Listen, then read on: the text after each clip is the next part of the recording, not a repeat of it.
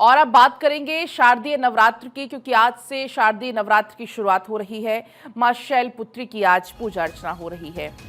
मंदिरों में सुबह सवेरे तमाम जो भक्त हैं वो पहुंचे हुए हैं। मंदिरों में जय माता दी की गूंज सुनाई दे रही है और आज चूंकि मां शैलपुत्री की आराधना की जाती है और ऐसे में जो भक्त हैं वो आज नवरात्रि के जो 9 दिन के व्रत है उसकी भी शुरुआत करते हैं। घरों में घट स्थापना की जाती है, कलश स्थापना भी जिसको कहते हैं।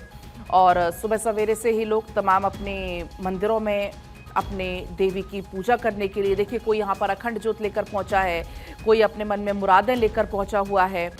सिर्फ और सिर्फ माता की आराधना में अब ये आने वाले 9 दिन बीतने वाले हैं। जगह जगह पंडाल बनाए जाते हैं।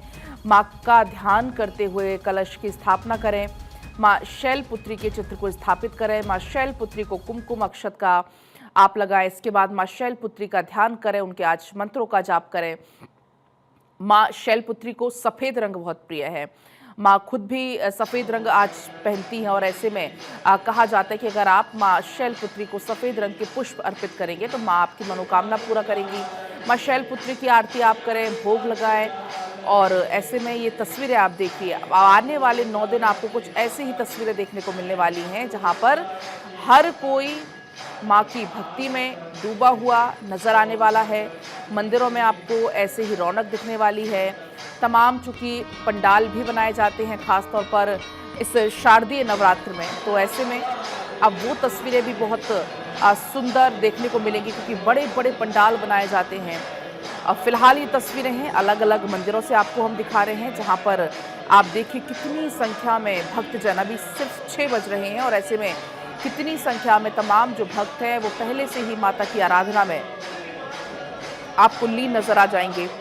माँ शैलपुत्री की पूजा हो रही है। इन 9 दिन माता के अलग अलग स्वरूप की पूजा की जाएगी। शुरुआत माँ शैलपुत्री से हो रही है और ऐसे में आप मंदिरों की रौनक देख पाएंगे किस तरीके से तमाम जो भक्तजन हैं वो यहाँ पर पहुँचे हुए हैं।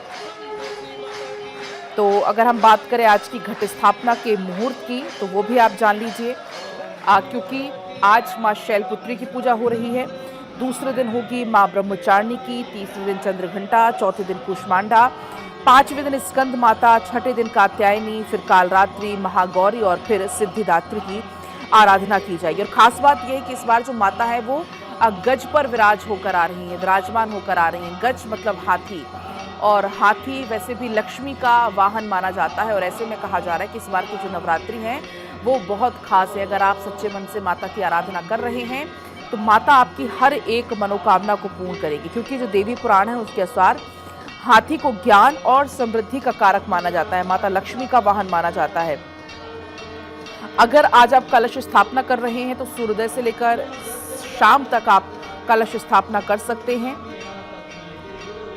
जो द्वितीय तिथि है वो 23 सितंबर को होगी, तृतीय तिथि 24 सितंबर को होगी, चतुर्थी तिथि 25 की होगी। लेकिन जो चतुर्थी तिथि की जो वृद्धि है वो भी हो रही है इसी दिन और ऐसे में चतुर्थी तिथि 26 सितंबर को प्राप्त हो रही है।